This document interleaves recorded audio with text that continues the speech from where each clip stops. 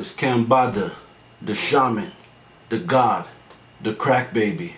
And right now you're tuned in to Kofi's Universe, the #1 and most truest source for hip-hop news, reaction videos, sports, black culture, and much, much more. If you haven't already subscribed, hit that subscribe button now. Bada.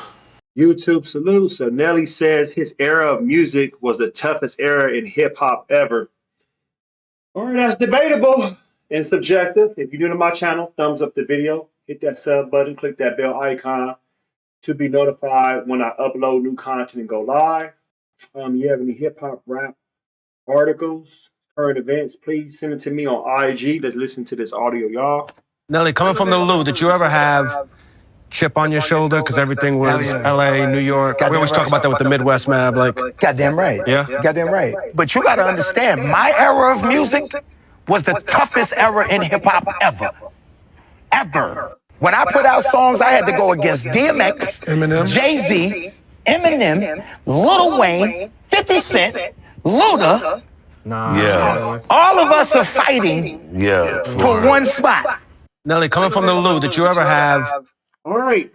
So Nelly, that's how he feels. You know, that's like what, 2000s? Let's say the 2000s. Okay. DMX is at the top of his game. Jay-Z is at the top of his game.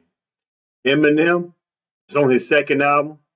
He's at the top of his game. Lil Wayne is already known, but now as a solo artist, you know, wanted to have one of the most anticipated albums myself at that time. Ludacris, when he came out, what, 2000, 2001? Yeah, around that time. Disturbing the Peace, he made noise, and he was, you know, killing the game.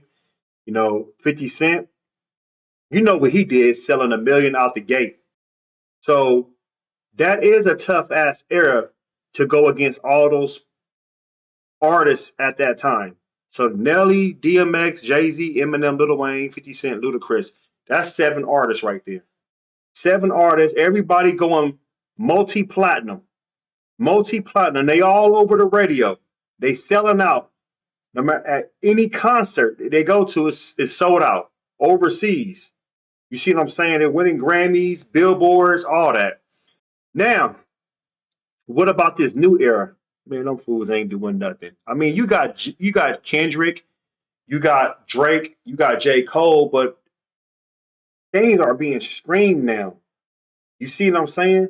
A lot of things are being streamed, so it's kind of like it ain't the really like you go into the store buying a CD. It's totally different.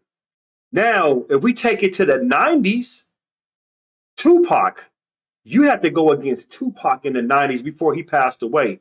Tupac was, don't go against no Tupac, especially on Death Row. He was shutting it down. Biggie, even though Biggie's first album didn't sell how the second album sold, I mean, it went multi-platinum, don't get me wrong, but Biggie, eventually when the first album dropped, you know, the singles was allowing the album to be pushed, you know, because like when Life After Death came out, it was, you know, like, okay, everybody was anticipating to buy it around the world. Biggie Ready to Die, people was buying it, but it still wasn't like, oh yeah, it was going to be the #1 album in the world. Nah, not like that yet. You had Nas, people was anticipating it was written, you know, and Nas, he went multi-platinum out off that album. Only Built for Cuban Links, Raekwon, he went platinum. So, you know, you had those type of albums. Snoop Dogg, come on, man. Snoop Dogg sold 4 million copies. You see what I'm saying?